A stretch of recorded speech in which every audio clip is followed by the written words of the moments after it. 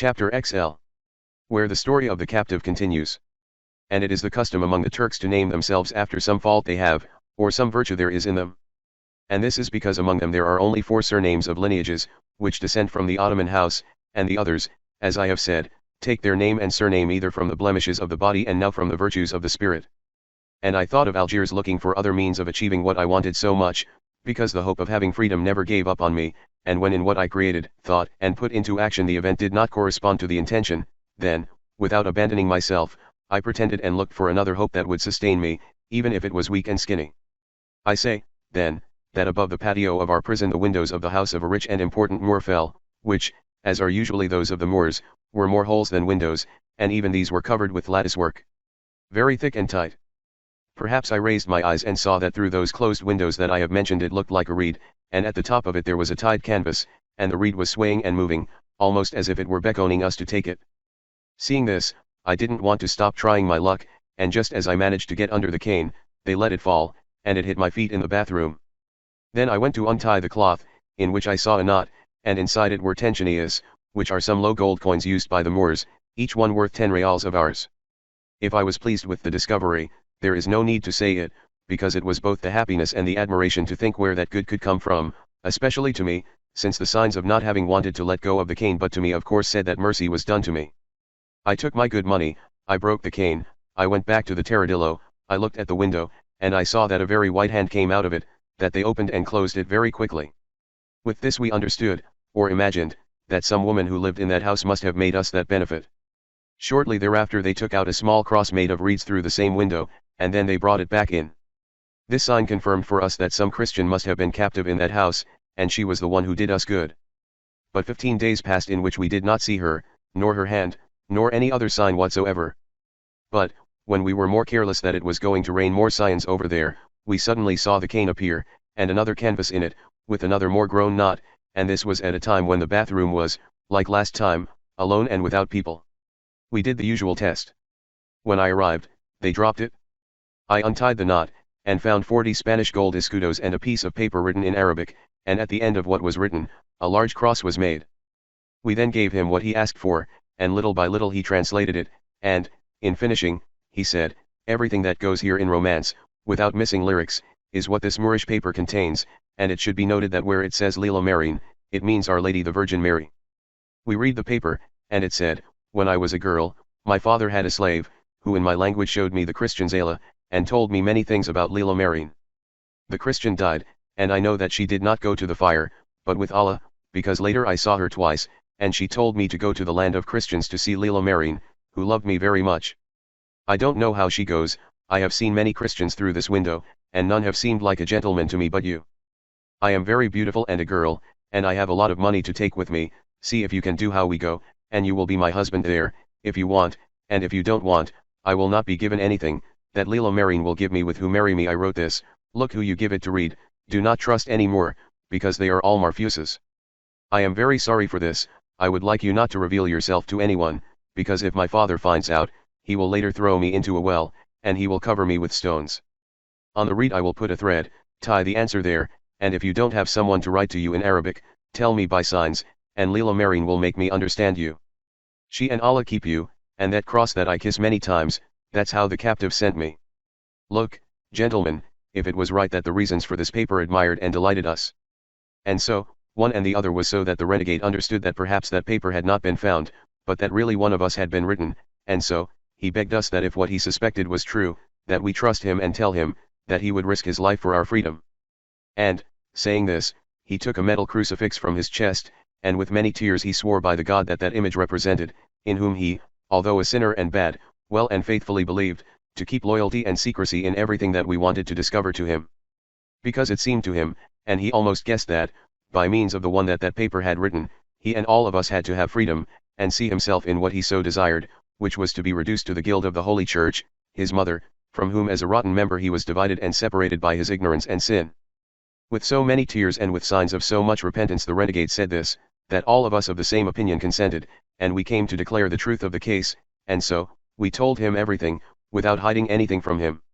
We showed him the window through which the cane appeared, and he marked the house from there, and he took special and great care to find out who lived in it. Then at the moment the renegade wrote the reasons that I was noticing. May the true Allah keep you, my lady, and that blessed Marine, who is the true mother of God and is the one who has put you in your heart to go to a Christian land, because she loves you well. On my behalf and that of all these Christians who are with me, I offer to do everything we can for you, even to death. To which you say that if you go to the land of Christians, that you have to be my wife, I promise you as a good Christian, and he knows that the Christians keep what they promise better than the Moors. Written and closed this paper, I waited 2 days for the bathroom to be empty, as usual, and then I went out at the usual pace of the Terradillo, to see if the cane appeared, which did not take long to appear. Just as I saw it, to which I tied the paper, and from then on it looked like our star again, with the white flag of peace on the bundle. They let it fall, and I picked it up, and found in the cloth, in all sorts of silver and gold coins, more than 50 shields.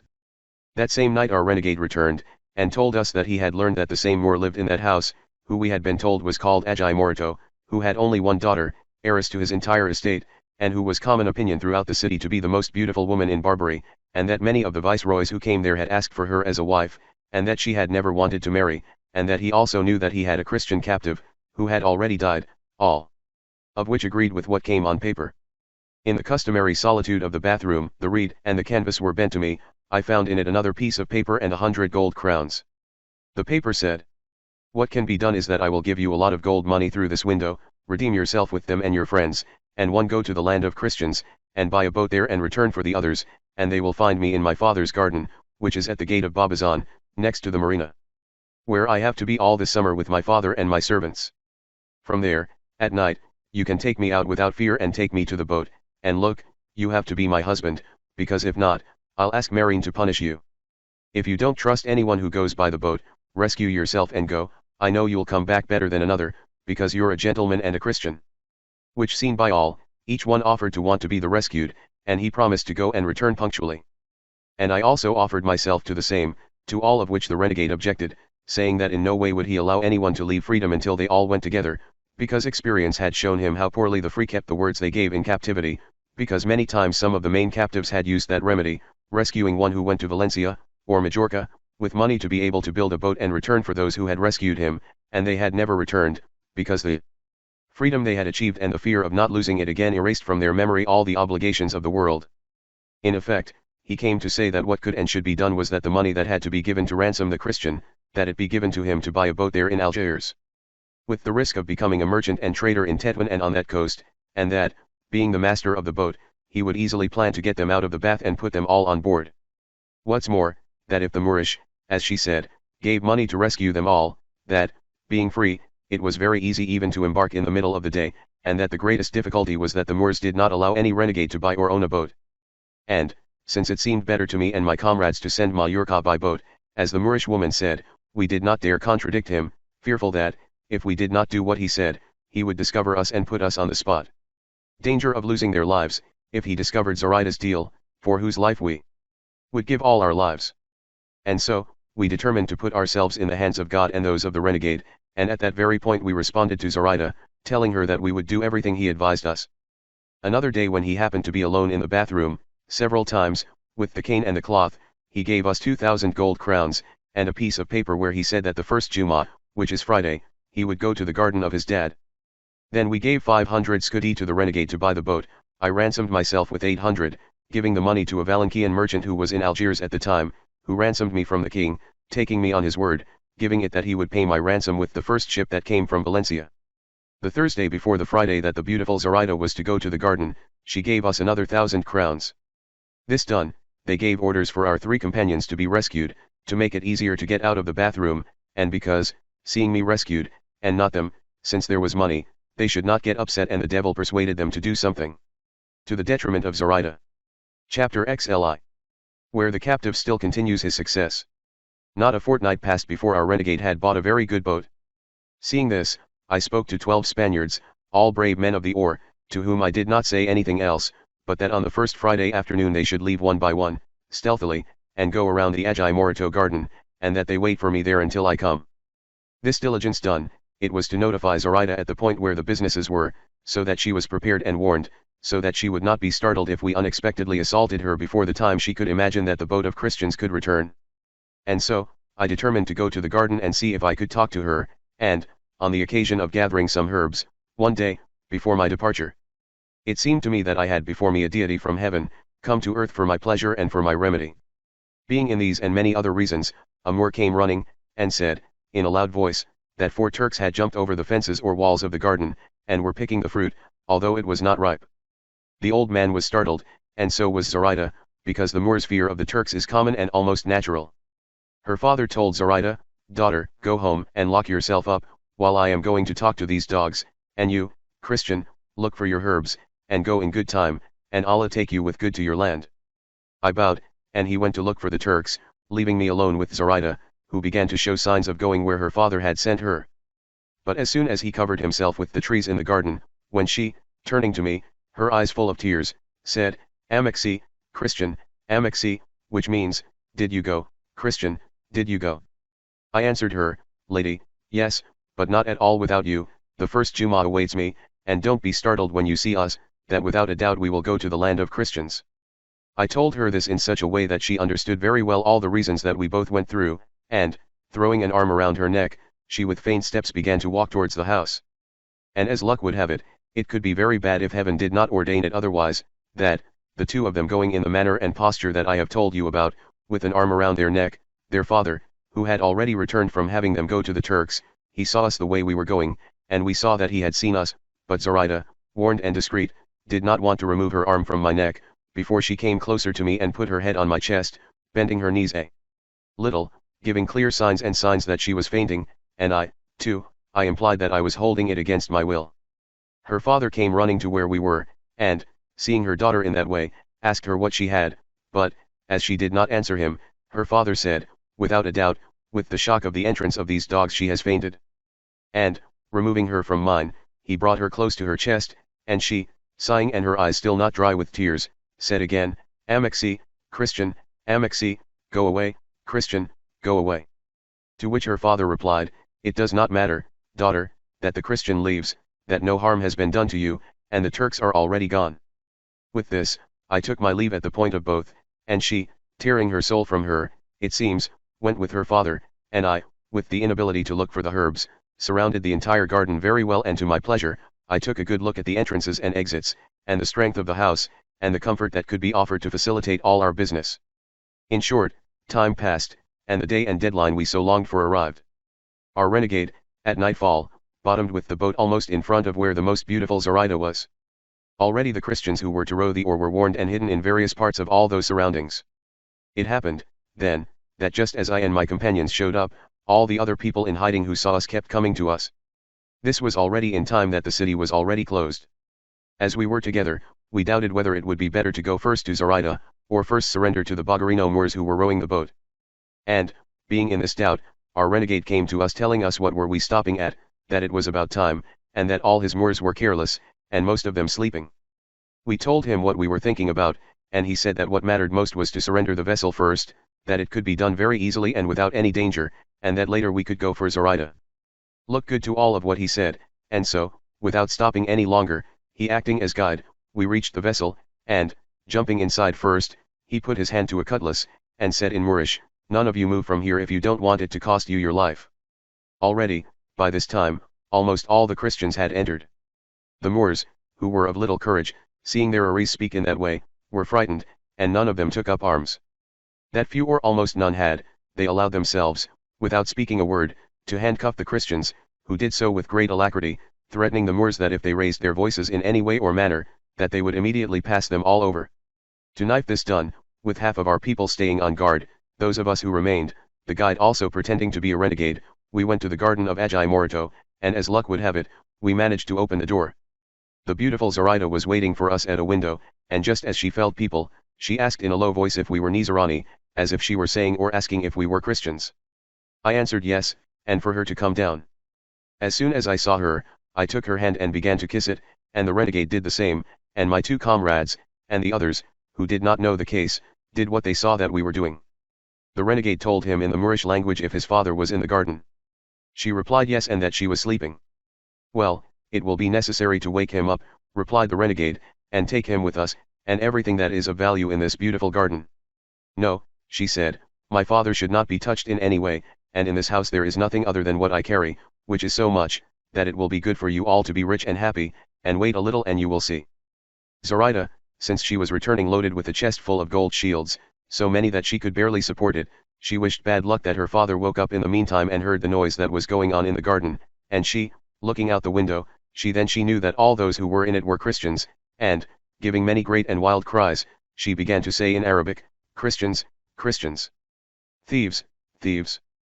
But the renegade, seeing the danger we were in, and how much it mattered to him to leave with that company before being noticed, with great alacrity, went up to where Agi Morito was, and some of us went with him, that I did not dare abandon Zoraida, that since she had fainted, she had let herself fall into my arms. In short, those who went up were so good at it that at one point they came down with Agi Morito, bringing his hands tied and putting a handkerchief over his mouth, which did not allow him to speak a word, threatening him that speaking it would cost him his life. When her daughter saw him, she covered her eyes not to see him, and her father was shocked, not knowing how much of her will she had put into our hands. But, feet being more necessary than, with diligence and haste we got into the boat, that already those who had remained in it were waiting for us, fearful of some bad event of ours. It was barely 2 hours past night, when we were all in the boat, in which Zoraida's father was untied from his hands and the cloth from his mouth. He, as he saw her daughter there, began to sigh tenderly, and even more so when he saw that I tightly embraced her, and that she, without defending, complaining or avoiding her, was staying away from her. Zoraida, already in the boat, told the renegade to tell me to do him the mercy of releasing those Moors and freeing her father. The renegade told me, and I replied that he was very happy, but he replied that it was not convenient, because, if they were left there, they would later call the land 461 and stir up the city, and cause them to go out to look for them with some light frigates, and take the land and the sea, so that we could not escape, that what could be done was to give them freedom in reaching the first land of Christians. Zoraida, too, was satisfied. Each of our brave oarsmen took her oar, and we began to sail round the islands of Majorca. But, because the north wind was blowing a little and the sea was somewhat choppy, it was not possible to follow the route of Majorca, and we were forced to let ourselves go from land to land around Oran, which falls on that coast 60 miles from Algiers. We might as well have sailed 30 miles, when dawn broke on us. And at this a long wind began to blow, forcing us to set sail and leave the oar, and straighten Oran. We fed the Bogarino Moors, and the renegade consoled them by telling them that since they were not captives, that at the first opportunity they would be set free. The same thing was said to Zoraida's father, who replied, anything else I could expect and believe from your liberality and good outcome, O Christians, but giving me freedom, do not take me as simple as I imagine it, that you never put yourselves in the danger of taking it from me to return it so liberally, especially knowing who I am, and the interest that can follow from giving it to me, which interests you, if you want to give it a name, from here I offer you everything you want for me. And for that unfortunate daughter of mine, or if not, for her alone, who is the greatest and the best part of my soul. Saying this, he began to cry so bitterly that it moved us all to compassion, and he forced Zoraida to look at him, which, seeing her cry, she was so moved that she got up from my feet and went to hug her father. But when he saw on the side of the boat the chest where she used to keep her jewels, which he knew very well that she had left him in Algiers, and not brought him to the garden, he was more confused. To which the renegade, without waiting for Zoraida to answer him, replied, don't get tired, sir, in asking Zoraida, your daughter, so many things, because with one that I answer you I will satisfy you all, and so, I want you to know that she is a Christian, and she is the one who has been the file of our chains and the freedom of our captivity, she goes here of her will. Is what he says true, daughter, said the Moor. That's right, Zoraida replied. That, in fact, replied the old man, you are a Christian, and the one who has put her father in the power of her enemies. To which Zoraida replied, I am the one who is a Christian, but not the one who has put you at this point, because my desire was never extended to leave you or do you harm, but to do me good. And what good is it that you have done yourself, daughter? That, she replied, ask Leila Marine, she will tell you better than me. Hardly had the Moor heard this, when, with incredible alacrity, he threw himself headlong into the sea, where he would doubtless drown, if the long and embarrassing dress he wore did not detain him a little above the water. He shouted Zoraida to get him out, and so, we all went later, and, seizing him by the almalefa, we pulled him out half drowned and senseless. We turned him upside down, he poured a lot of water, he came to himself after 2 hours, during which, the wind having changed, he agreed to return to land. We put our sentinels ashore, and we never left the oars in hand, we ate what the renegade had provided, and prayed to God and to Our Lady. Our prayers were not so vain that they were not heard from heaven, that, in our favor, then the wind returned, calmed the sea, inviting us to return joyfully to continue our journey begun. Seeing this, we untied the Moors, and one by one we put them on the ground, at which they were amazed, but, Coming to disembark Zoraida's father, who was already in full agreement with him, he said, "Why do you think, Christians, that this bad female wants you to give me freedom? Do you think that she is out of pity that she has for me? No, by the way, but she does it for the hindrance that my presence will give her when she wants to carry out her bad wishes, nor think that she has moved her to change her religion to understand that yours is superior to ours, but to know that dishonesty is used more freely in your land than in ours." And, turning to Zoraida, with me and another Christian holding him in both arms, lest I do some folly, he told her, "O infamous wench and misguided girl! Where are you going, blind and foolish, in the power of these dogs, our natural enemies? Cursed be the hour that I begotten you, and cursed be the gifts and delights in which I have brought you up." But, seeing that he had not finished so quickly, I hastened to put him on the ground, and from there, loudly, he continued in his curses and lamentations, begging Muhammad to pray to Allah to destroy us, confuse us, and finish us off, and when, for having set sail, we could not hear her words, we saw her deeds, which were pulling out their beards, tearing their hair, and crawling on the ground, but she once strained her voice in such a way that we could understand that she said, "Come back, beloved daughter, come back to earth, I forgive you everything." She gives those men that money, which is already theirs, and returns to comfort this sad father of yours, who will leave his life in this deserted arena, if you let him. All of which Zoraida listened to, and she felt everything and cried, and she did not know how to say or answer a word, but, "Pray to Allah, my father, that Leela Marine, who has been the cause of my becoming a Christian, comforts you in your sadness. Allah knows well that I could not do anything other than what I have done, and that these Christians do not owe anything to my will, because, even if I wanted not to come with them and stay in my house, it would be impossible for me, according to the rush they gave me. My soul to put into action this one that seems as good to me as you, beloved father, judge it as bad." She said this, at a time when neither her father heard her, nor did we see him, and so, consoling Zoraida, we all attended to our journey, which the wind itself made easy for us, in such a way that we were sure to see each other another day at dawn on the shores of Spain. But, as seldom, or never, comes the pure and simple good, without being accompanied or followed by any evil that disturbs or startles him, our fortune wanted, or perhaps the curses that the Moor had cast on his daughter, which always they are to be feared from whatever parent they are, wanted, I say, that being already engulfed and being almost 3 hours past the night, we saw near us a round vessel, which, with all the sails set, taking a little to luff the rudder, crossed in front of us, and this so close, that we were forced to slow down so as not to attack him, and they, likewise, used the rudder to give us room to pass. They had gotten on board the ship to ask us who we were, and where we were sailing, and where we came from, but, for asking us this in the French language, our renegade said, "No one answers, because these, without a doubt, are French Cossaries, who make all clothes?" To this warning, no one answered a word, and, having passed a little ahead, that the vessel was already leeward, suddenly they released 2 pieces of artillery, and, it seemed, both came with chains, because with one they cut our tree in half, and they hit him and sailing at sea, and immediately, firing another piece, the bullet hit the middle of our boat, so that it opened it all up, without doing any other harm, but, as we saw ourselves going deep, we all began in loud voices to ask for help, and to beg those on the ship to take us in, because we were drowning. Then they abetted, and throwing the skiff or boat into the sea, up to 12 well-armed Frenchmen entered it, with their arquebuses and lighted ropes, and thus they arrived alongside ours, and, seeing how few we were and how the ship was sinking, they picked us up, saying that, because they had used the rudeness of not answering them, that had happened to us. Our renegade took the chest of Zoraida's riches, and found it in the sea, without anyone noticing what he was doing. In short, we all went to the French, who, after being informed of everything they wanted to know of us, as if they were our enemy capitals, stripped us of everything we had, and even took from Zoraida the quivers that she had in her bags. Feet. But the desires of those people do not extend to more than money, and of this the greed of it is never seen enough, which then came to such an extent that even the captives' clothes would be taken from us if they were of any use to them. And there was an opinion among them that they would all throw us into the sea wrapped in a sail, because they intended to deal in some ports of Spain with the name that they were Bretons, and if they took us alive, they would be punished, their theft being discovered.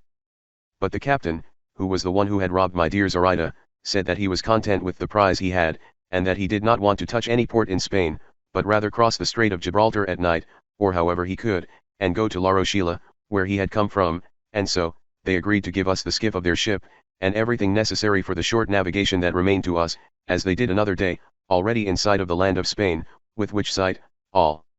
our sorrows and poverty they forgot us at all points, as if they had not passed through us, such is the pleasure of achieving lost freedom.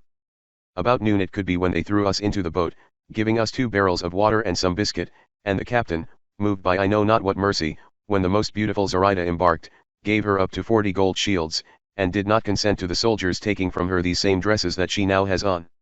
We entered the vessel, we thanked them for the good they did us, showing us more grateful than complaining. They went along, following the defeat of the strait. A little before midnight it would be when we arrived at the foot of a lofty and disformed mountain. We rammed into the sand. We just climbed the entire mountain, to see if from there we could discover a village, or some shepherd's huts, but, although we looked further, neither town, nor person, nor path did we discover. With all this, we determined to go inland. We must have walked a little less than a quarter of a league, when the sound of a small bell reached our ears, a clear sign that nearby he had won. We saw a shepherd boy at the foot of a cork oak. We shouted, and he, raising his head, rose slightly to his feet, and, as we later found out, the first that appeared to him were the renegade and Zoraida, and, as he saw them in Moorish habit, he thought that all of the Barbary were upon him, and, moving with strange lightness through the forest ahead, he began to give the greatest cries in the world, saying, "Moors, Moors there are in the land. Moors, Moors. Gun, gun." We agreed that the renegade should undress the clothes of the Turk and put on a jelecuelco or captive coat that one of us later gave him. We went along the same path that we saw that the shepherd was taking, always waiting when the cavalry would strike us of the coast. 2 hours would not have passed when, having already emerged from those undergrowths onto a plain, we discovered as many as 50 knights. One of the Christians who came with us met the horseman who had asked us the question, and said, without allowing me to say another word, "Thanks be to God, gentlemen, who has led us so far. If I am not mistaken, the land we tread is that of Vélez Malaga, if the years of my captivity have not removed from my memory, remembering that you, sir, who ask us who we are Pedro de Bustamante, uncle own. Nephew of my soul and of my life, I already know you, and I have already cried for you as dead." As soon as the horsemen understood that we were Christian captives, they got off their horses, and each one invited us with his to take us to the city of Vélez Malaga, which was a league and a half from there. All the people came out to receive us, who already knew the news of our coming from someone who had gone ahead. They were not surprised to see free captives, nor captive Moors, because all the people of that coast are made to see one and the other, but they were amazed at the beauty of Zoraida. From there they took us and distributed everyone in different houses in the town.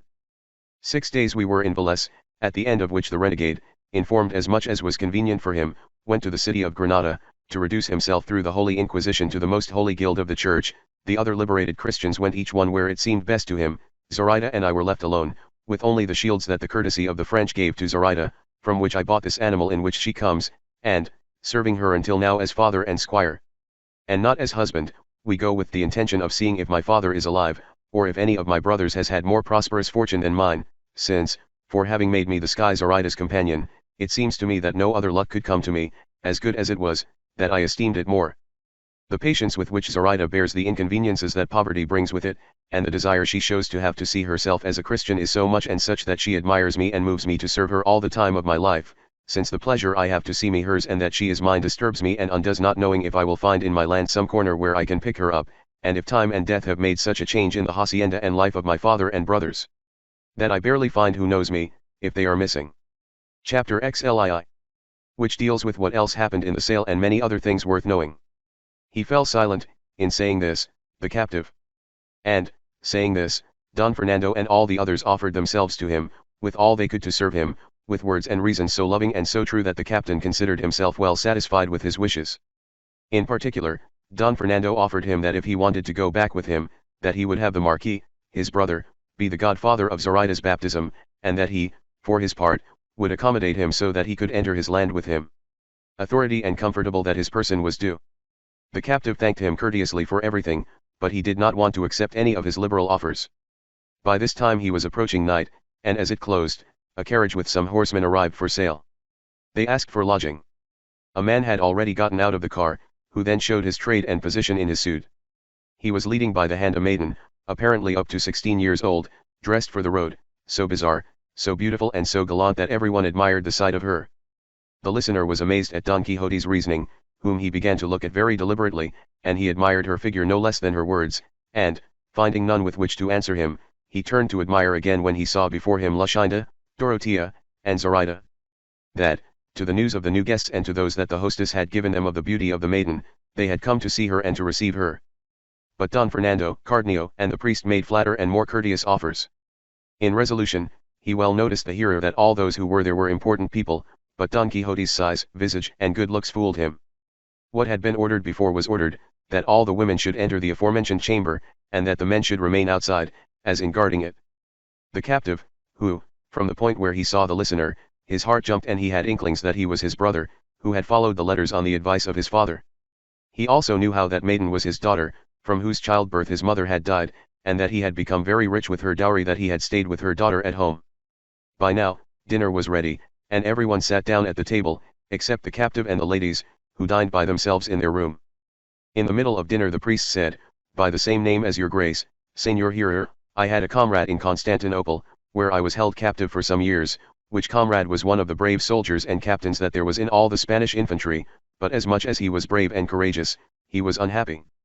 From here the priest continued, and, with succinct brevity, he related what had happened with Zoraida to his brother.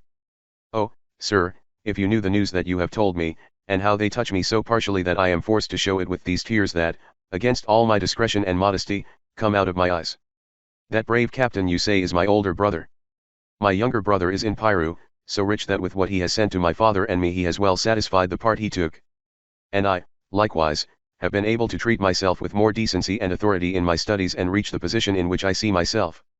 My father still lives, dying with the desire to know about his eldest son, and he asks God with continuous prayers not to close his eyes until he sees those of his son alive." Seeing, then, the priest how well he had come out with his intention and with what the captain wanted, he did not want to keep them all sad any longer. "Cease your tears, Señor Hearer, and fill your desire with all the good that you happen to wish for, because you have before you your good brother and your good sister-in-law. This one you see here is Captain Vidma, and this one, the beautiful Moorish woman who did him so much good. The French that I told you put them in the narrowness that you see, so that you show the liberality of your good chest." The captain went to hug his brother, and he put both hands on her breasts for looking at him a little further away, but, when he finished knowing him, he embraced him so closely, shedding such tender tears of contentment, that most of those who were present had to accompany him in them. There Don Quixote was attentive, without speaking a word, considering these strange events, attributing them all to chimeras of the cavalry errant. There they arranged for the captain and Zoraida to return with their brother to Seville and notify their father of their finding and freedom, so that, as he could, he would come to meet Zoraida at the wedding and baptism, since it would not be possible for the hero to leave the road he was taking, because he had news that in a month the fleet would depart from Seville to New Spain, and it would be a great inconvenience for him to lose the trip. With the ladies gathered in his room, and the others making themselves comfortable as best they could, Don Quixote went out of the inn to act as sentinel of the castle, as he had promised. It happened, then, that shortly before dawn came, a voice so in tune and so good reached the ears of the ladies, forcing them all to listen attentively. And, with this, Cardenio left, and Dorothea, paying as much attention as possible. Chapter Slyin, where the pleasant story of the muleteer is told, with other strange events in the sale that occurred. When the singer reached this point, it seemed to Dorothea that it would not be good for Clara to stop hearing such a good voice. "Forgive me, girl, for waking you up, because I do it because you like to hear the best voice you may have heard in your entire life. Oh, lady of my soul and of my life! Why did you wake me up? That the greatest good that fortune could do me for now was to keep my eyes and ears closed, so as not to see or hear that unfortunate musician. What are you saying, girl? Look, they say that the one who sings is a muleteer." "He is nothing but a lord of places," answered Clara, "and the one who has him in my soul with such certainty that if he does not want to leave him, he will not be taken away from him forever." Clara, afraid that Luscinda would not hear her, embracing Dorothea closely, put her mouth so close to Dorothea's ear that she could surely speak without feeling anything else, and thus she said to her, "This one who sings, my lady, is a son of a natural gentleman of the kingdom of Aragon, lord of 2 places, who lived on the frontier of my father's house in the court, that this gentleman, who was walking to the study, saw me, I don't know if in the church or somewhere else. Finally, he fell in love with me, and he made it clear to me from the windows of his house with so many signs and so many tears, that I had to believe him, and even love him, without knowing what he loved me.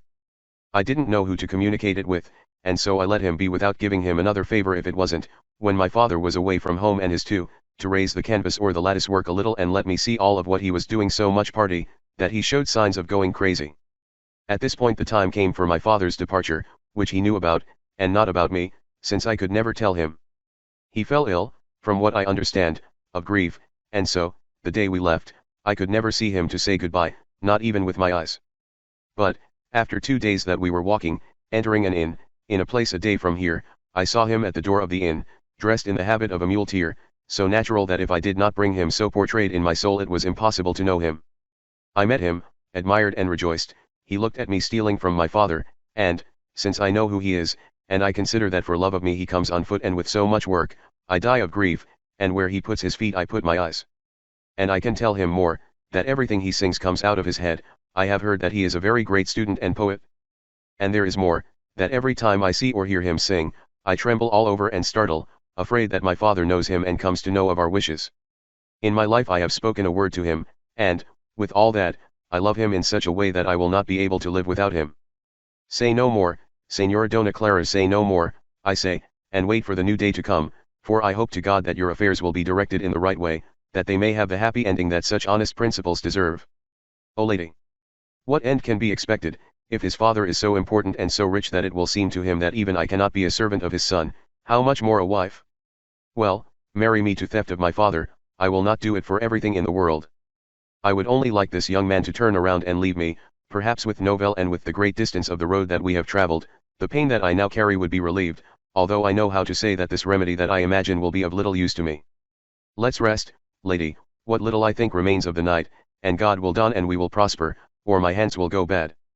They calmed down with this, and in all the sale a great silence was kept. Only the landlady's daughter and Maritornes, her maid, were not sleeping, and as they already knew the humor that Don Quixote was guilty of, and that he was outside the inn armed and on horseback guarding it, the two decided to make fun of him.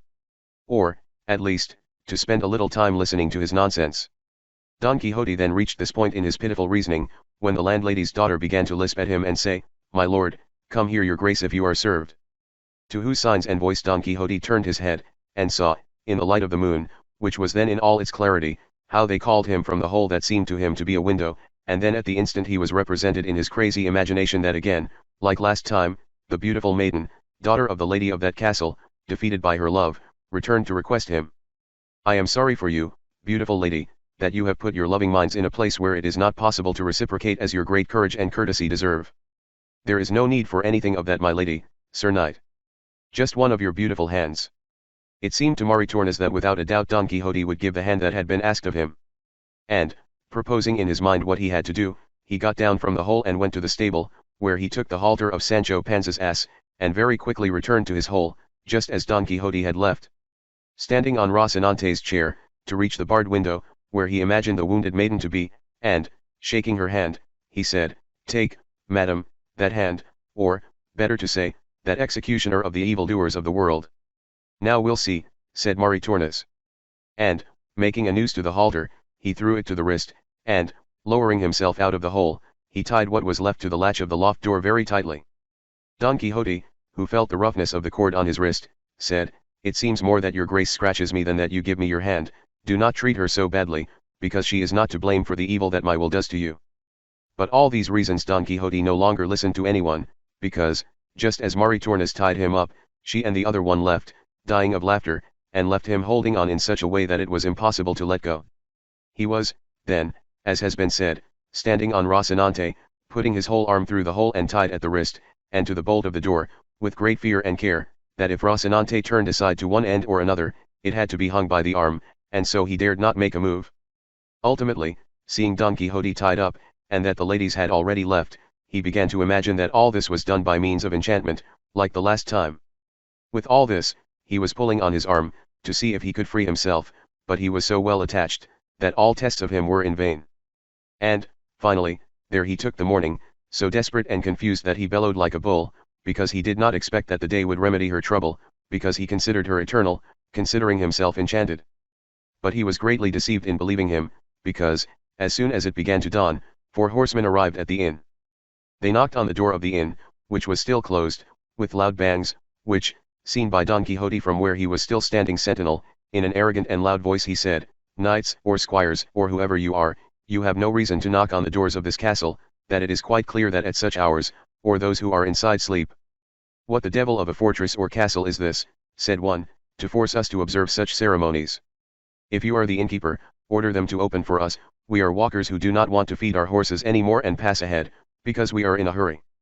The companions who had come with the questioner from the colloquy he was having with Don Quixote were getting tired, and so they called again with great fury, and it was so that the innkeeper woke up, and even all who were in the sale, and so he got up to ask who was calling.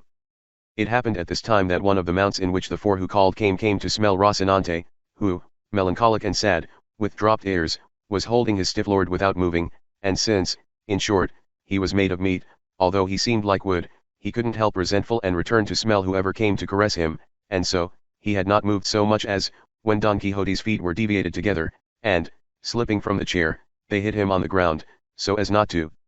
be left hanging by the arm, something that caused him so much pain that he believed or that his wrist was cut, or that his arm was torn off, because he stayed so close to the ground that with the ends of his toes he kissed the ground, which was to his detriment, because, as he felt how little he needed to put the plants on the ground, he got tired and stretched as much as he could for reach the ground.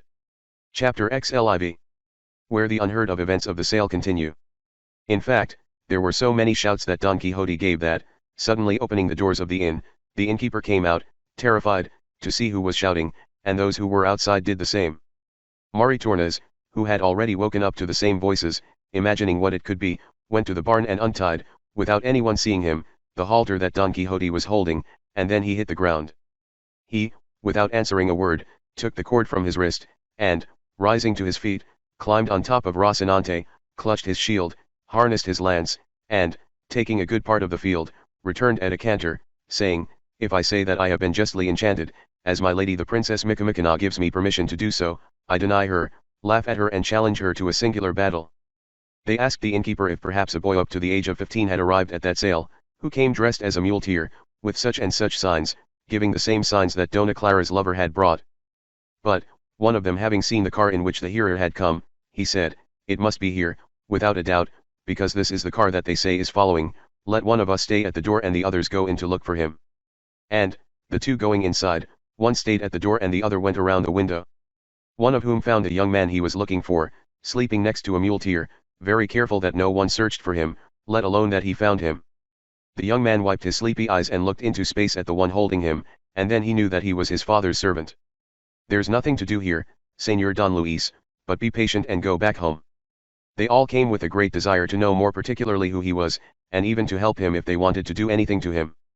At this Dorotea came out of her room, and after her Dona Clara, all upset, and, calling Cardenio Dorotea apart from her, she briefly told him the story of the musician and Dona Clara. Cardenio told Dorotea to go back to the room, that he would try to remedy everything, and they did. Cardenio, as he already knew the story of the young man, asked those who wanted to take him what moved them to want to take that boy against his will. "Move us," replied one of the four, "to give life to his father, who, due to the absence of this gentleman, is in danger of losing her." He looked at him then the hearer more attentively and knew him, and, embracing him, he said, "What childishness are these, Mr. Don Luis, or what cause is so powerful that they have moved you to come in this way, and in this suit, which says so badly with your quality?" Tears came to the boy's eyes, and he couldn't answer a word. And while he was asking this and other questions, they heard loud voices at the door of the inn, and it was because of them that two guests who had stayed there that night, seeing all the people busy trying to find out what the four they were looking for, they had tried to leave without paying what they owed, but the innkeeper, who attended more to his business than to others, seized them as they left the door and asked for their pay, and disgraced his bad intentions with such words, that he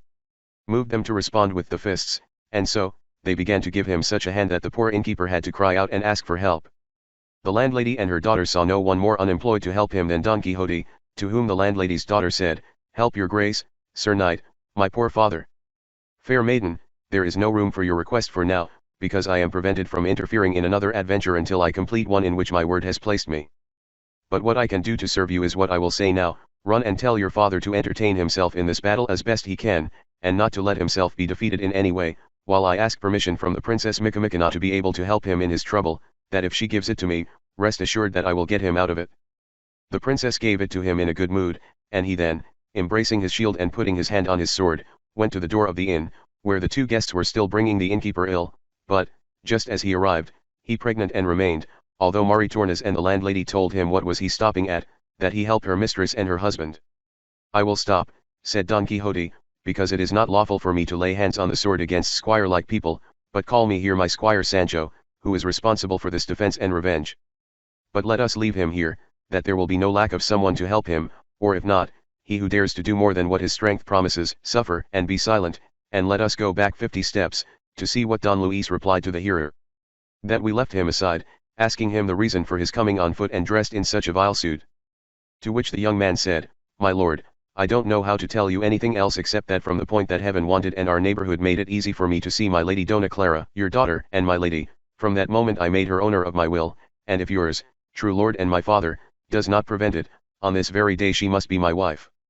For her I left my father's house, and for her I put on this suit, to follow her wherever she went. That if my father, led by other designs of his, does not please me as well as I knew how to look for myself, time has more strength to undo and change things than human wills." The hearer was left to listen to him in suspense, confusion, and admiration, and so he did not answer anything other than that he calmed down for that time, and entertained his servants, so that they would not return to him that day, so that he would have time to consider what is best for everyone.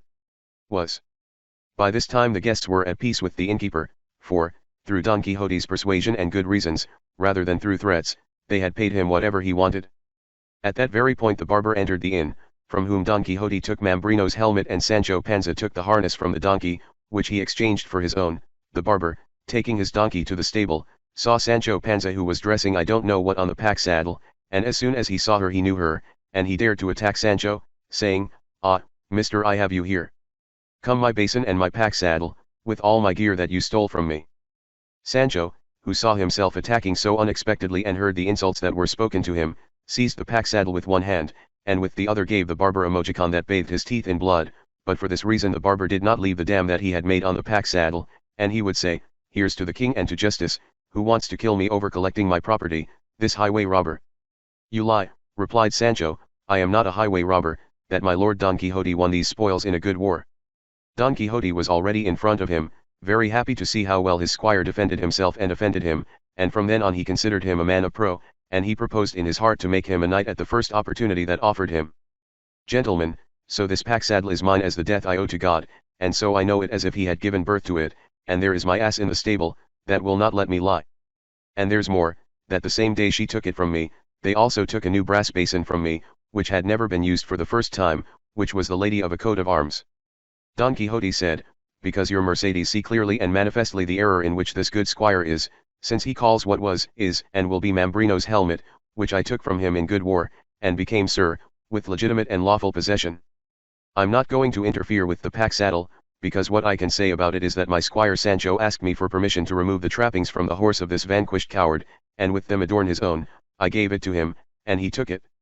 For confirmation of which, run, Sancho Jr., and take out here the helmet that this good man claims to be a basin. Look, your graces, with what face this squire could say that this is a basin, and not the helmet that I have said." Chapter XLV. Where the doubt about Mambrino's helmet and the pack saddle has just been ascertained, and other adventures that occurred, with all truth. "What do you think, gentlemen," said the barber, "of what these gentlemen affirm, since they still insist that this is not a basin, but a helmet?" Our barber, who was present for everything, as he was so well known for Don Quixote's humor, wanted to make more of his foolishness and carry on the joke so that everyone would laugh, and he said, speaking to the other barber, "Sir Barber, or who are you? Know that I am also of your trade, and I have more than 20 years examination letter, and I know very well all the instruments of the barber shop.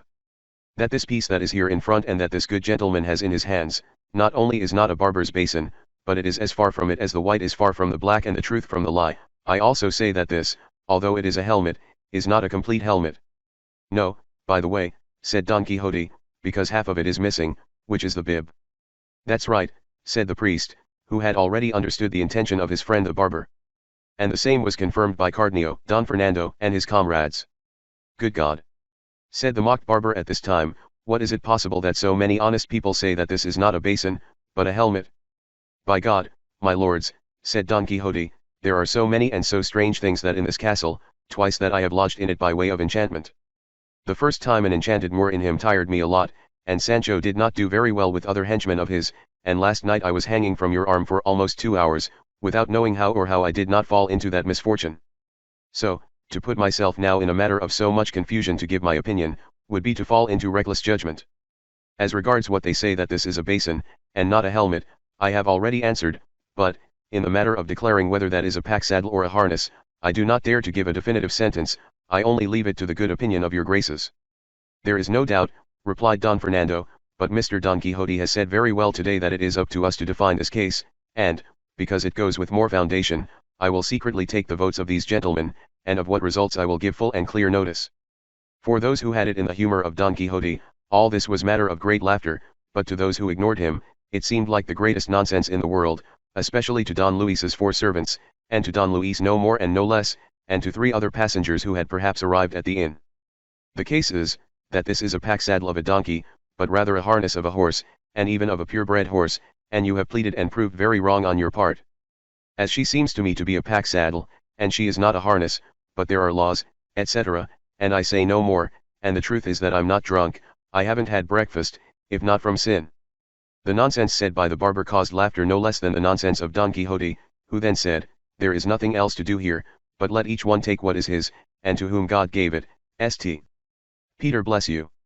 One of the 4 said, if this is no longer a heavy mockery, dare to say and affirm that this is not a basin, nor that pack saddle, but, as I see that they affirm it and say it.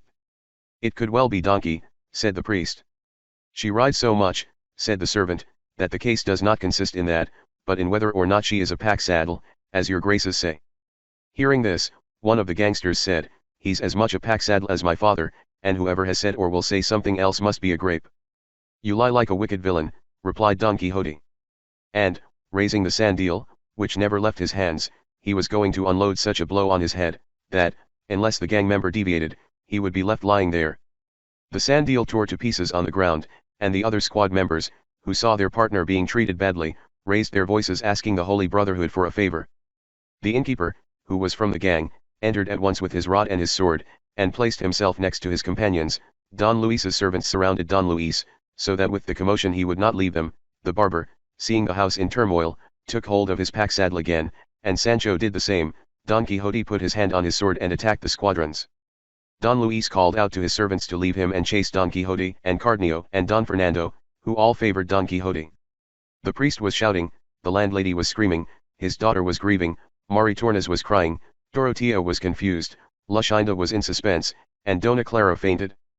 The barber pummeled Sancho, Sancho ground the barber. Don Luis, whom one of his servants dared to grab by the arm so that he wouldn't leave, gave him a fist that bathed his teeth in blood. The judge defended him. Don Fernando had a gang member under his feet, measuring his body with them very much to his liking. The innkeeper again strengthened his voice, asking for a favor from the Holy Brotherhood, so that the whole sale was cries, voices, shouts, confusions, fears, shocks, misfortunes, stab wounds, mojicones, sticks, kicks and bloodshed. Don Quixote said, here, all of you, all sheath, everyone settle down, listen to me everyone, if everyone wants to stay alive. At whose loud voice they all stopped, and he went on to say, did I not tell you, gentlemen, that this castle was enchanted, and that some region of demons must dwell in it? In confirmation of which, I want you to see through your eyes how the discord of the Agremant camp has been passed here and transferred between us. See how there is fighting over the sword, over here over the horse, over there over the eagle, over here over the helmet, and we all fight, and we all don't understand each other. Come, then, your worship, Señor Hearer, and your worship, Señor Priest, and one serve as King Agremant, and the other as King Sobrino, and put us in peace, because by Almighty God, it is a great villain that so many important people like we are here kill themselves for such light causes. Finally, the rumor died down by then. The pack saddle remained as a harness until the day of the trial, and the basin as a helmet and the inn as a castle in Don Quixote's imagination.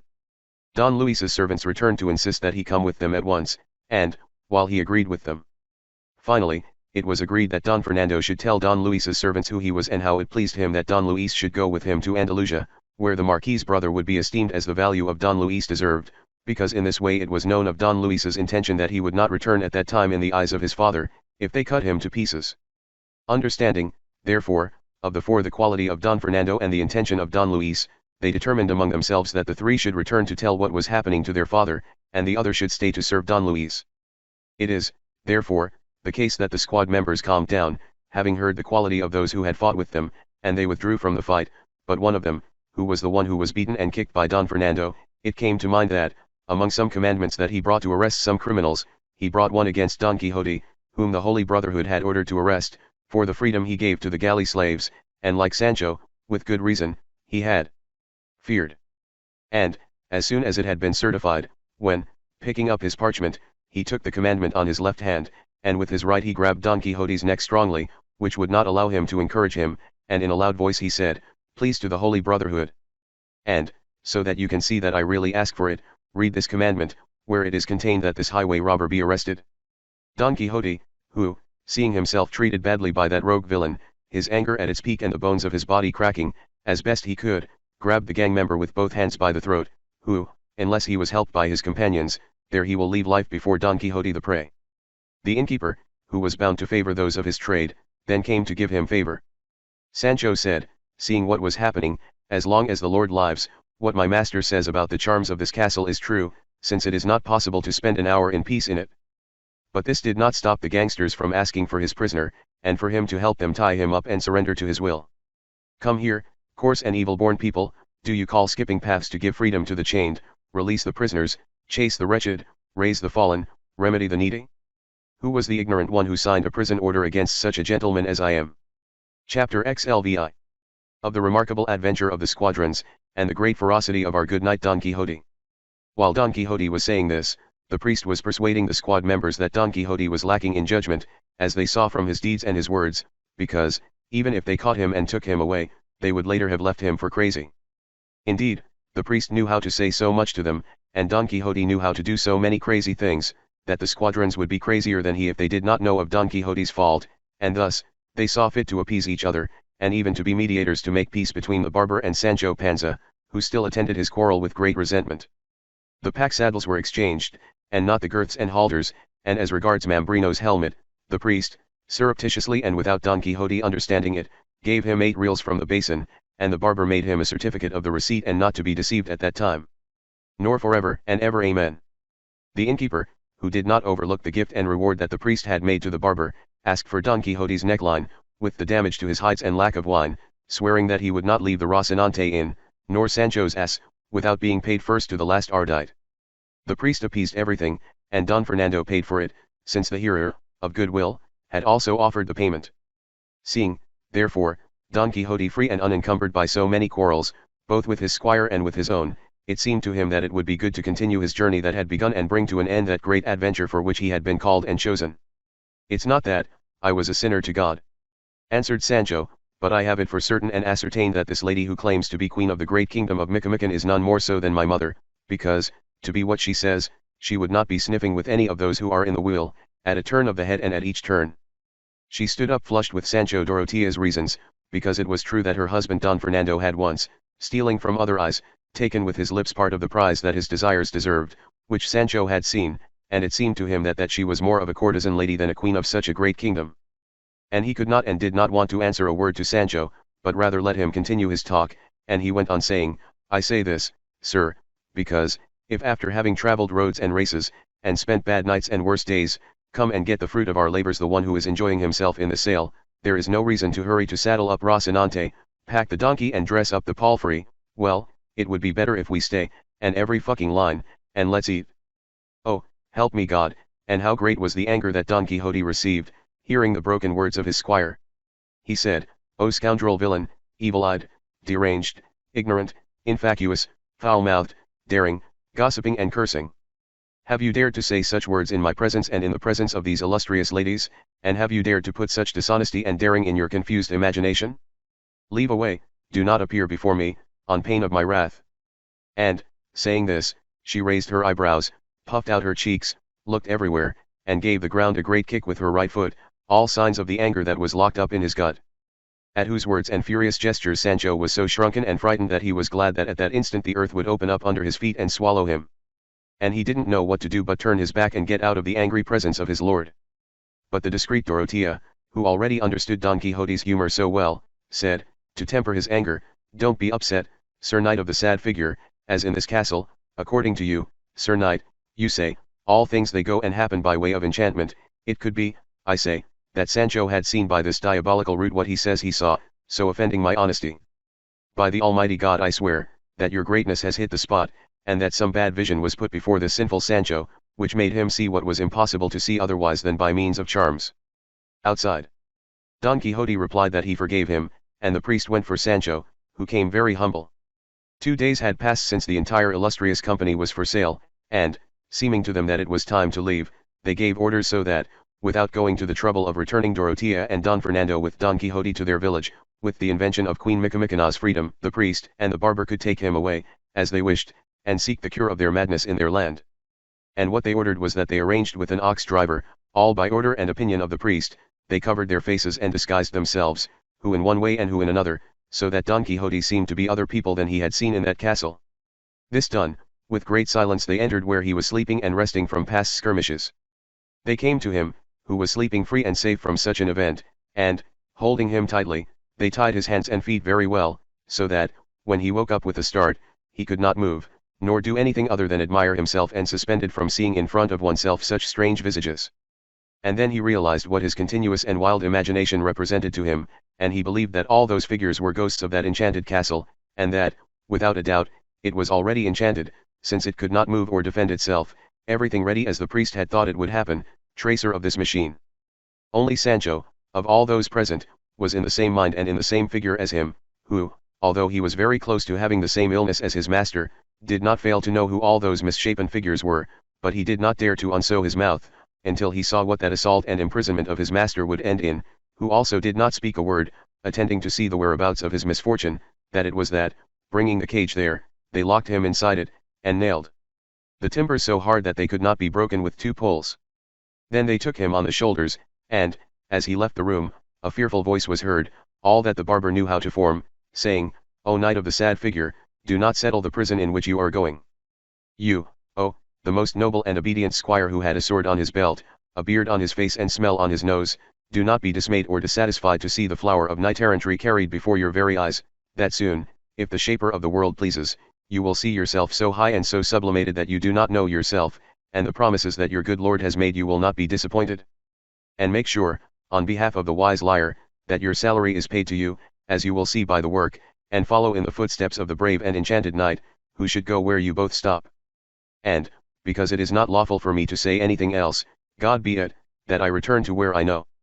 Don Quixote was consoled by the prophecy he heard, because then he inferred from everything in everything the significance of it, and he saw that they promised him to be married in holy and due marriage with his beloved Dulcinea del Toboso, from whose happy womb the puppies would come, who were his sons, for the perpetual glory of La Mancha.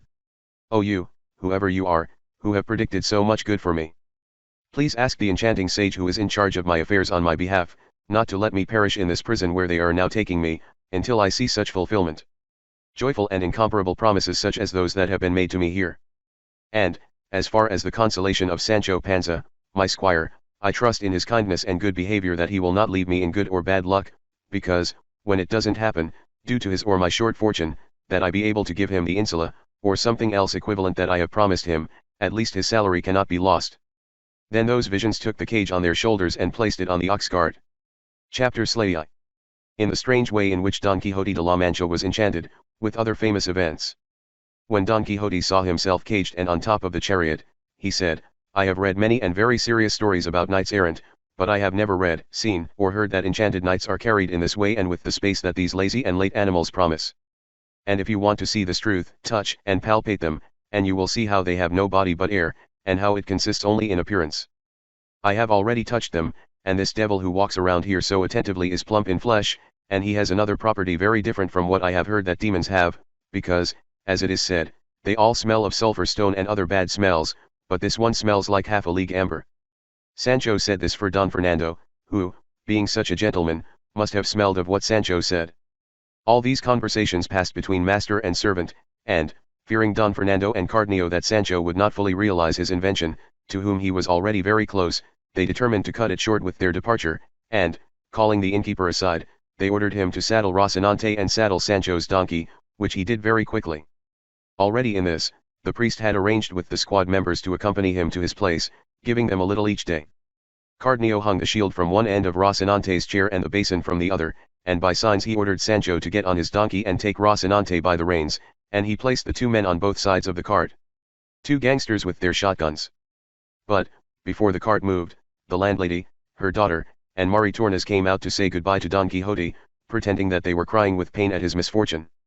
"That I profess, and if these calamities did not befall me, I would not consider myself a famous knight-errant, because such cases never happen to gentlemen of little name and fame, because there is no one in the world who remembers them." While the ladies of the castle were passing this along with Don Quixote, the priest and the barber said goodbye to Don Fernando and his comrades, and to the captain and his brother and all those happy ladies, especially Dorotea and Luscinda. The innkeeper went to the priest and gave him some papers, telling him that he had found them in a lining of the suitcase where the novel of the curious impertinent was found, and that, since its owner had not come back that way, he should take them all. He got on horseback, and so did his friend the barber, wearing his masks, so that they would not be acquainted with Don Quixote, and they began to walk behind the cart. And the order they had was this: the car went first, its owner guiding it, on both sides were the squadrons, as has been said, with their shotguns, then Sancho Panza followed on his ass, leading Rocinante by the reins. Behind all this went the priest and the barber on their powerful mules, their faces covered. At this, the priest turned his face, and saw that behind him came up to 6 or 7 men on horseback. The diligent approached the lazy and greeted each other courteously. He couldn't help but wonder what it meant to wear that man like that. At this, Sancho Panza, who had come to listen to the talk, to marinate everything, said, "Now, gentlemen, love me well or love me badly for what I say, the point is that my lord Don Quixote is delighted like this. My mother, he has full judgment of him, he eats and drinks and relieves himself like other men, and like he did yesterday, before they caged him. This being so, how do they want me to understand that he is enchanted? Well, I have heard many people say that the enchanted neither eat, nor sleep, nor speak, and my master, if they do not go to hand, will speak more than 30 attorneys. Adabam those lamps," said the barber at this point. "Do you also, Sancho, belong to your master's brotherhood? As the Lord lives, I am seeing that you must have company for him in the cage, and that you must be as enchanted as he is, as regards his humor and his cavalry." The barber did not want to answer Sancho, because he would not discover with his simplicity what he and the priest tried so hard to cover up, and, due to the same fear, the priest had told the canon to walk a little ahead, that he would tell him the mystery of the caged person, with other things that pleased him. The canon did so, and went ahead with his servants, and with him, he was attentive to everything he wanted to tell him about the condition, life, madness, and customs of Don Quixote. The servants and the canon were amazed once again to hear the strange story of Don Quixote, and, having finished hearing it, he said, "Truly, Señor Cura, I find on my own that these so-called books of chivalry are detrimental in the Republic. And, as it seems to me, this genre of writing and composition falls under that of the fables that they call milesias, which are crazy stories, which serve only to delight, and not to teach, contrary to what fables apologists do, who delight and teach together. And, since the main intent of such books is to delight, I don't know how they can achieve it, being filled with so many and so outrageous nonsense, that the delight that is conceived in the soul must be of the beauty and harmony that it sees or contemplates in the things that sight or imagination put before it, and everything that has in itself ugliness and decomposition cannot cause us any contentment. And, if to this I were answered that those who compose such books write them as things of lies, and that thus, they are not obliged to look at delicacies or truths, I would reply that the lie is better the more it seems true, and it pleases all the more when it has more of what is doubtful and possible. And, this being done with gentleness of style and with ingenious invention, which draws as much as possible to the truth, it will doubtless compose a cloth of several and beautiful woven loops, which, after finished, show such perfection and beauty, that it achieves the best end that is intended in the writings, which is to teach and delight together, as I have already said. Because the unleashed writing of these books gives rise to the author being able to show himself epic, lyrical, tragic, comic, with all those parts that contain in themselves the sweetest and most pleasant sciences of poetry and oratory, that the epic can also be written in prose as in verse. Chapter Slayeth. Where the canon continues the matter of chivalric books, with other things worthy of his ingenuity. I have had a certain temptation to make a book of chivalry, keeping in it all the points that I have meant, and if I have to confess the truth, I have written more than 100 pages. But what took him the most out of his hands, and even from the thought of finishing him off, was an argument I made with myself, taken from the comedies that are now performed, saying, if these that are used now, even those imagined as those of history, all or most of them are known nonsense and things that make no head or tail, and, with all that, the vulgar listens to them with pleasure, and has them and approves them as good, being so far from being so, and the common people authors who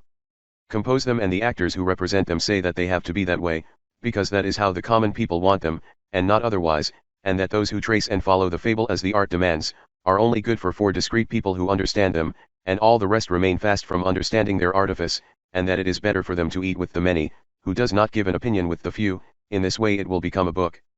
After having burnt my eyebrows for keeping the aforementioned precepts, and I will become the tailor of the Cantillo. And, though I have sometimes tried to persuade actors who delude themselves into having the opinion that they have, and that more people will attract and more fame they will gain by performing artful comedies than by nonsense, and they are so seized and incorporated into their it would seem that there is no reason or evidence for him to remove them. And see if they kept the precepts of art well, and if by keeping them they stopped looking like what they were and pleasing everyone. So the fault is not in the common people, who ask for nonsense, but in those who do not know how to represent anything else. It has awakened in me an old resentment that I have with the comedies that are now used, such that it equals the one I have with chivalric books, because, having to be the comedy, as it seems to Tullio, a mirror of human life, an example of customs and an image of truth, those that are now represented are mirrors of nonsense, examples of nonsense and images of lasciviousness. So that ignorant people admire themselves and come to the comedy, that all this is to the detriment of the truth and to the detriment of the stories. But, as the comedies have become saleable merchandise, they say, and they say the truth, that the representatives would not buy them if they were not of that breed, and thus, the poet tries to accommodate himself with what the representative who has to pay him for his work asks of him. And all these inconveniences would cease, and even many more that I do not say, if there were in the court an intelligent and discreet person who examined all the plays before they are represented, without which approval, seal, and signature, no justice in his place. Allow any comedy to be performed, and, thus, the comedians would be careful to send the comedies to the court, and they could safely perform them, and those who compose them would look more carefully and study what they did, fearful of having to pass their works by the rigorous examination of who understands it, and in this way good comedies would be made and what is intended in them would be happily achieved, thus the entertainment of the people, as well as the opinion of the mills of Spain. The interest and safety of the reciters and the saving of the care of punishing them. Giving occasion for the old books to darken in the light of the new ones that came out. While this was going on, Sancho, seeing that he could speak to his master without the continuous assistance of the priest and the barber, whom he considered suspicious, went to the cage where his master was, and said to him, "Sir, to relieve my conscience, I want to tell you what happens near your enchantment, and it is that these two who come here with their faces covered are the priest of our place and the barber. For proof of which I want to ask you one thing, and if he responds to me as I think he will respond to me, he will touch this deception with his hand and see how he is not enchanted, but his judgment is disturbed. Ask whatever you want, son Sancho, and I'll satisfy you and answer whatever you want. What you have to believe and understand is that if they resemble them, as you say, it must be that those who have enchanted me will have taken on that appearance and likeness. Valame, Our Lady. And is it possible that your worship is so hard on the brain, and so lacking in substance, that he does not realize that what I am telling him is the pure truth, and that in this prison and misfortune, malice has a greater part than charm? Is it possible that your grace does not understand making smaller or larger waters? Well, at school they wean the boys with it. Well, know what I mean if you feel like doing what you don't excuse. Now, I understand you, Sancho. And so many times, and I still have it now. Get me out of this danger, everything is not clean. Chapter XLIX. Where it is about the discreet colloquium that Sancho Panza had with his lord Don Quixote. Ah, said Sancho, caught I have him. This is what I wanted to know, as to the soul and as to life. Come here, sir, could you deny what is commonly said out there when a person is in ill will? I don't know what so and so has, that he neither eats, nor drinks, nor sleeps, nor does he purposely respond to what they ask him, that he only seems to be delighted? Where does it come from that those who do not eat, drink, sleep, or do the natural works that I say, these are enchanted, but not those who have the desire that your worship has and who drinks when they give it to them, and eats when they have it, and answers everything they ask? You say it is true, Sancho, responded Don Quixote, but I have already told you that there are many kinds of enchantments, and it could be that over time they have changed from one to another, and that now it is used for the enchanted to do whatever they want. I do, although before they didn't. So that against the use of the times there is no need to argue or what to make consequences of. I know and I have for myself that I am delighted, and this is enough for the security of my conscience. Well, with all that, replied Sancho, I say that, for greater abundance and satisfaction, it would be good if your worship tried to get out of this prison, that I oblige myself with all my power to facilitate it, and even get him out of it, and try again to climb on his good Rocinante. I am happy to do what you say, brother Sancho, and when you see a situation to put my freedom into action, I will obey you in everything and for everything. His squire, he begged the priest to allow his master to come out of the cage for a while, because if they did not let him out, that prison would not be as clean as the decency of a gentleman like his master required. I trust him with the escape, replied Sancho. And me and everything, said the canon, and more if he gives me the word, as a gentleman, not to leave us until it is our will. Yes, I do, responded Don Quixote, who was listening to everything. The more so, that the one who is enchanted, like me, is not free to make of his person what he wants, because the one who enchanted him can make him not move from one place in 3 centuries, and if he has fled, he will make him fly back. The canon took his hand, although he had them tied, and, under his good faith and word, they uncaged him. And the first thing he did was stretch his whole body, and then he went to where Rocinante was. Don Quixote separated with Sancho in a remote part, from where he came back more relieved and with more desire to carry out what his squire ordered. The canon looked at him and said, Is it possible, Sir Hidalgo, that the bitter and idle reading of the books of chivalry has done so much to your worship, that they have turned your judgment so that you come to believe that you are enchanted, with other things of this nature, so far away? To be true as is the lie itself of the truth? Come on, Mr. Don Quixote, be sorry for yourself, and reduce yourself to the guild of discretion, and know how to use the much that heaven was pleased to give you, employing the most happy talent of your ingenuity in another reading that results in taking advantage of your conscience and increasing your honor. It seems to me, Sir Hidalgo, that your grace's talk has been aimed at making me understand that there have been no knights errant in the world, and that all books of chivalry are false, liars, damaging and useless for the republic, and that I have done wrong in reading them, and worse in believing them, and more wrong in imitating them. Everything is verbatim as your grace is recounting it. Your worship also added, saying that those books had done me much harm, since they had turned my judgment and put me in a cage, and that it would be better for me to make the amendment and change my reading others that are truer and that better delight me. They teach that's right, said the canon. Well, I find for myself that the one without judgment and the enchanted one is your worship, since he has begun to say so many blasphemies against a thing so received in the world, and held for so true. I cannot deny, Señor Don Quixote, that something of what your grace has said is not true, especially with regard to the Spanish knights errant. That's not why I force myself to believe the stories of so many Amadises, nor those of such a mob of gentlemen as they tell us out there, nor is it any reason that a man like your worship, so honest and with such good parts, and endowed with such a good understanding, let himself be understood that as many and as strange follies are true as those that are written in the crazy books of chivalry. Chapter L. Of the discreet altercations that Don Quixote and the canon had, with other events. Well, there's that, replied Don Quixote. The books that are printed with the license of the kings and with the approval of those to whom they were sent, and that are read and celebrated with general pleasure, were they to be a lie? And even more so bearing such an appearance of truth, since they tell us the father, the mother, the country, the relatives, the age, the place, and the exploits, point by point and day by day, that such a knight did, or knights did.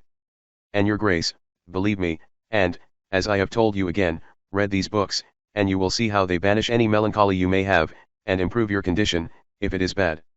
I know how to say that, after I am a knight errant, I am brave, restrained, liberal, well-bred, generous, courteous, daring, soft, patient, suffering from work, prisons, charms, and, although it has been so recently that I saw myself locked up in a cage, like a madman, I think, for the value of my arm, heaven favoring me and fortune not being contrary to me, in a few days I will see myself king of some kingdom, where I can show the gratitude and liberality that my chest contains.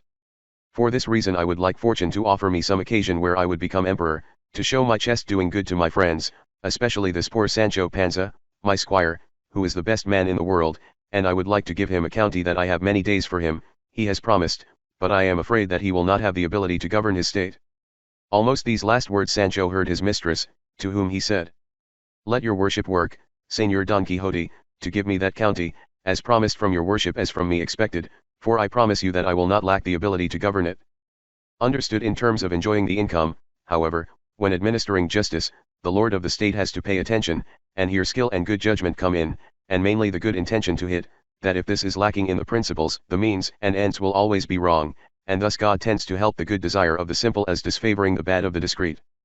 I don't know those philosophies, answered Sancho Panza, but I only know that I would have the county as soon as I would know how to govern it, that I have as much soul as another, and as much body as anyone else, and I would be as king of my state as each one of his, and, being so, he would do what he wanted, and, doing what I wanted, I would do my pleasure, and, doing my own thing, I would be happy, and, being content, he has nothing more to wish for, and, having no more to wish for, he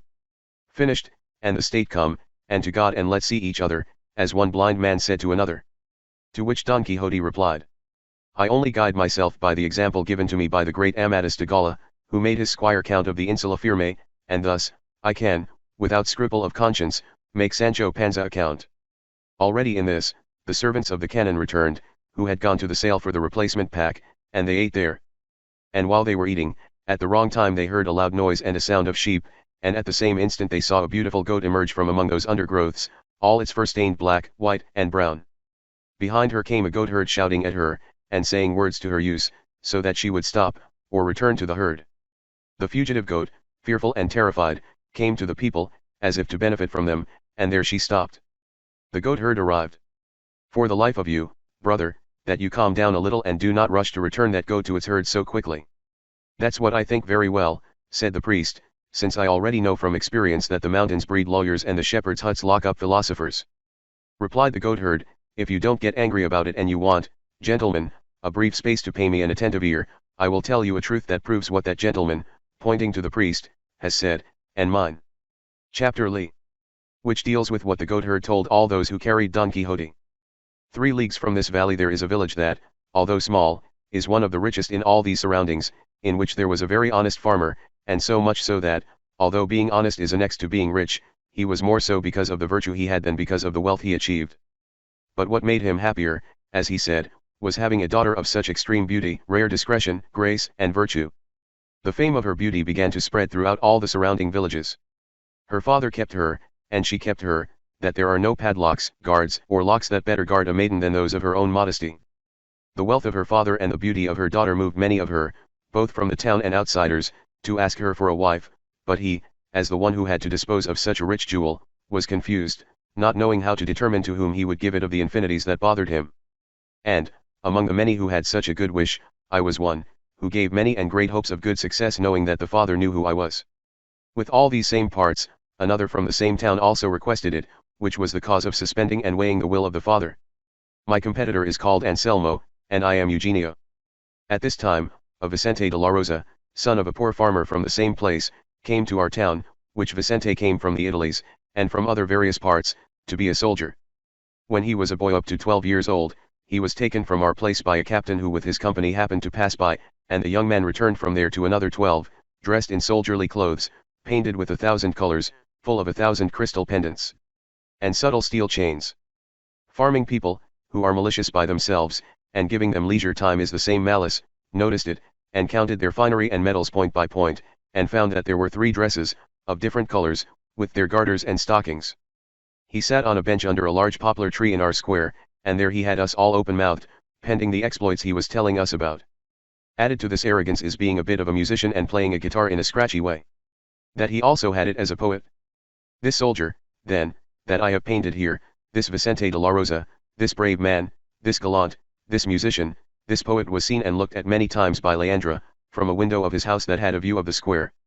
The tinsel of his showy costumes enamored her, his ballads enchanted her, which for each one he composed gave 20 transfers, the exploits that he had related of himself reached her ears, and, finally, she came to fall in love with him, rather than in he was born presumption of solicitation.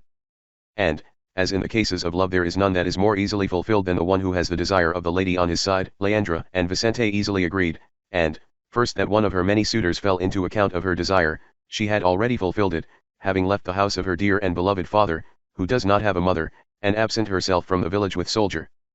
He admired the event to the whole village, and even to all who gave him the news. I was left in suspense, Anselmo, stunned, the sad father, his affronted relatives, solicitous for justice, the ready squad members. They took the paths, scrutinized the forests and everything there was, and, after 3 days, they found the capricious Leandra in a cave in a mountain, naked in her shirt, without much money and precious jewels that she had taken from her house.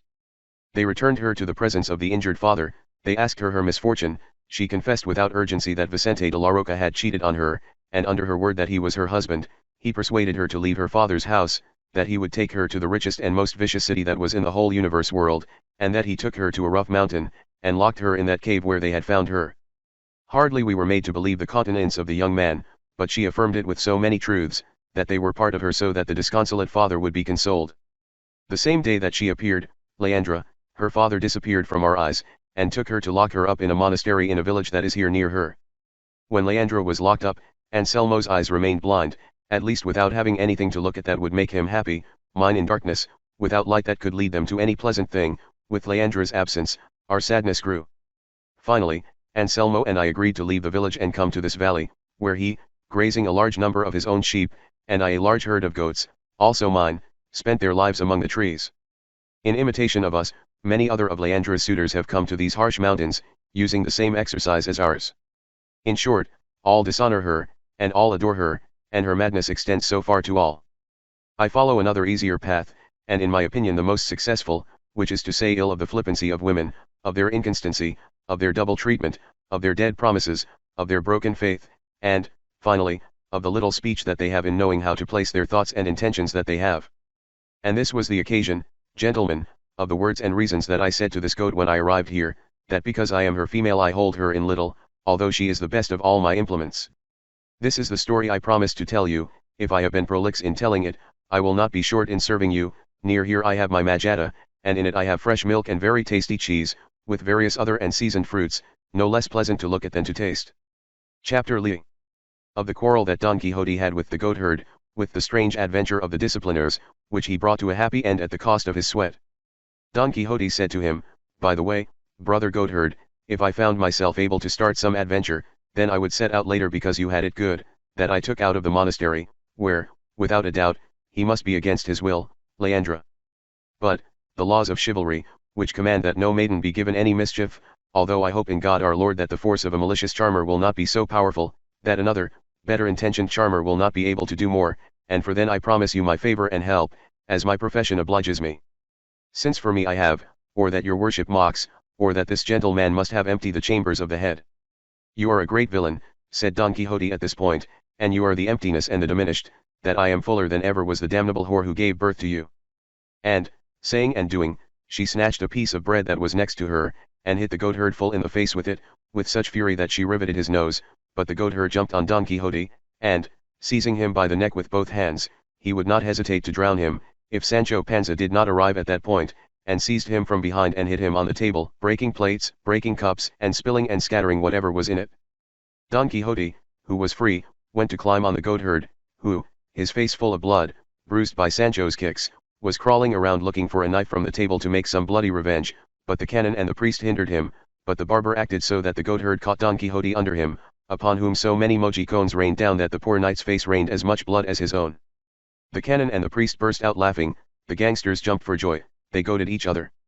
They heard the sound of a trumpet, so sad that it made them turn their faces to where they thought it sounded, but the one who was most excited to hear him was Don Quixote, who, although he was under the goatherd, fed up against his will and more than moderately bruised, told him, "Courage and strength to hold mine, I beg you to make a truce, not more than an hour, because the painful sound of that trumpet that reaches our ears seems to me to be calling me to some new adventure." The goatherd, who was already tired of grinding and being ground, then left him, and Don Quixote stood up. And he saw at the wrong time that many men dressed in white were coming down a ledge, by way of discipliners. It was the case that year the clouds had denied their due to the earth, and in all the places of that region there were processions, rogations, and disciplines, asking God to open his hands of mercy and rain on them. Don Quixote imagined that it was an adventure thing, and that it was up to him alone, like a knight-errant, to undertake it, and it confirmed this imagination even more to think that an image that they brought covered in mourning was some principal lady who by force carried those messes and unruly miscreants. Asking Sancho for his sword, he climbed on top of Rocinante and clutched his shield, and said in a loud voice to all those present, "Now, brave company, you will see how much it matters that there are knights in the world who profess the order of chivalry errant. Now I say that you will see, in the freedom of that good lady who goes captive there, if knights errant are to be estimated." Sancho saying, "Where are you going, Señor Don Quixote? What demons does he carry in his chest that incite him to go against our Catholic faith? Notice, I'm sorry, that this is a procession of discipliners, and that lady they carry on the pedestal is the most blessed image of the Virgin without stain." So he came to the procession. "Sir brother, if you want to tell us something, say it quickly, because these brothers are going to open the meat.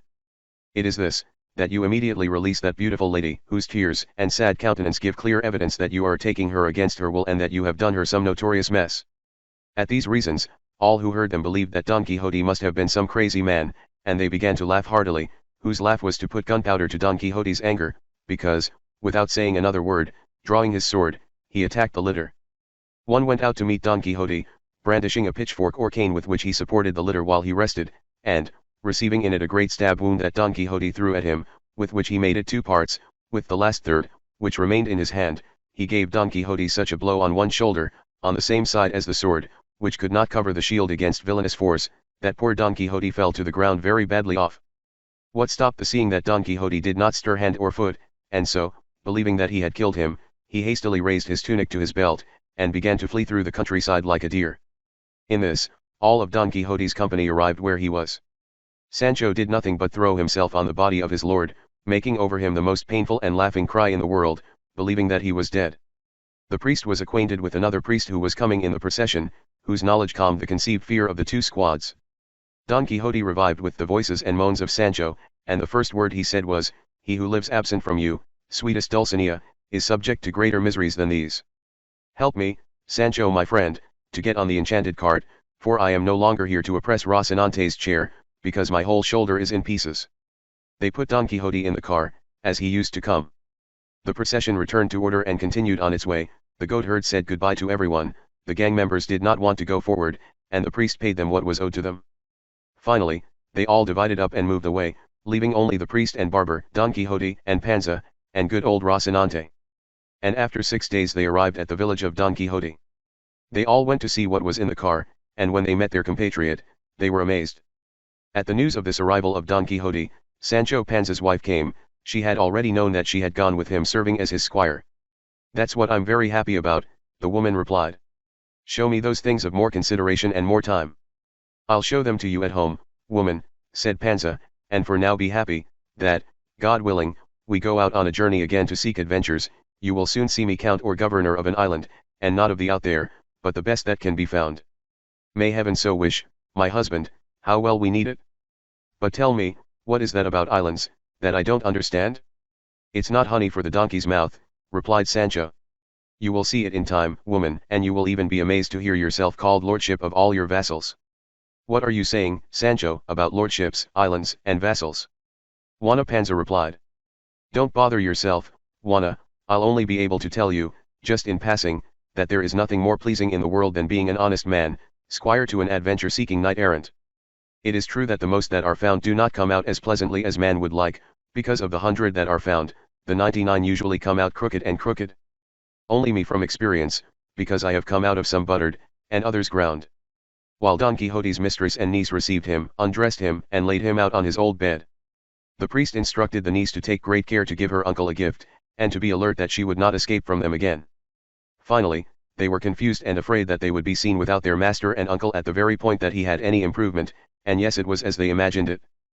But the author of this history, since with curiosity and diligence he has searched for the events that Don Quixote made on his third outing, has not been able to find any information about them, at least through authentic writings. Only fame has kept, in the memories of La Mancha, that Don Quixote, the third time he left his house, went to Zaragoza, where he found himself in some famous justs that they held in that city, and there things worthy of mention happened to him. Your courage and good understanding. 533 Neither of its end and completion could he achieve anything, nor would he achieve it or know it if good luck did not bring him an old doctor who had in his possession a lead box, which, according to him, had been found in the demolished foundations of an old hermitage that was being renovated, in which box had been found some parchments written in Gothic letters, but in Castilian verses, containing many of his exploits and giving news of the beauty of Dulcinea del Toboso, the figure of Rocinante, the fidelity of Sancho Panza and the burial of Don Quixote himself, with different epitaphs and praises of his life and customs. The first words that were written on the parchment that was found in the lead box were these: the academics of La Argamosilla, place of La Mancha, in the life and death of the courageous Don Quixote of La Mancha, hoc scripserunt. Epitaphs and sonnets. These were the verses that could be read. The others, because the letter was eaten away, were handed over to an academic so that he could declare them on the basis of conjecture. End of the first part.